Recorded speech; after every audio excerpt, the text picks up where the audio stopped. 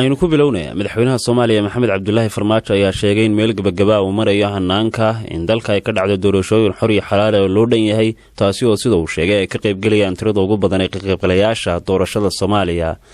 tan iyo dagaaladii sokeeyay madaxweyne Farmaajo khudbad ka jeediyay golaha loo dhan yahay qaramada midoobay ayaa sheegay in doorashooyinkaasi ay dubdhaxaad u yihiin ilaalinta xuquuqda iyo rabitaanka muwaadiniinta Soomaaliya sidoo kale waxa uu ka hadlay xakamaynta iyo ka soo kabashada saameynta dhaqaale ee uu reebay cudurka COVID-19 iyo sidii dhammaan shacabka Soomaaliya loo wada gaarsiin lahaa talaalka dardargelinta iyo dib u habeynta qaramada midoobay ilaalinta deegaanka iyo isbedelada cimilada adduunka ayaa ka mid ah iyaguna qodobadii kale ee madaxweynuhu khudbadiisa kaga hadlay waxaana ka mid ahaa hadaladiisii We are currently finalizing the process of holding free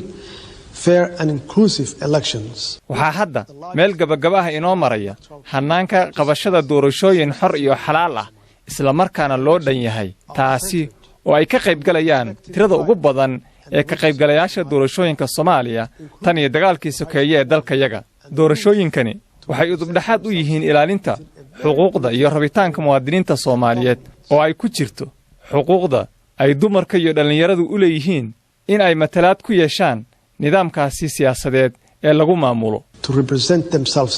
within a very political arena that governs them kaasi waxa uu ahaa madaxweynaha Soomaaliya Maxamed Cabdullaahi Farmaajo hadalkiisan ku aadan doorashada ayaa ku soo beegmaya xilli uu muddooyinkii u dambeeyay khilaaf u dhaxeeyay isaga iyo ra'iisul wasaarihiisa Maxamed Xuseen Roble xilli sida la sheegay uu dalku kuba guda jiro xilli doorashooyina dhowr jeer hore ay dhacday in ay dib u dhacdo doorashada Soomaaliya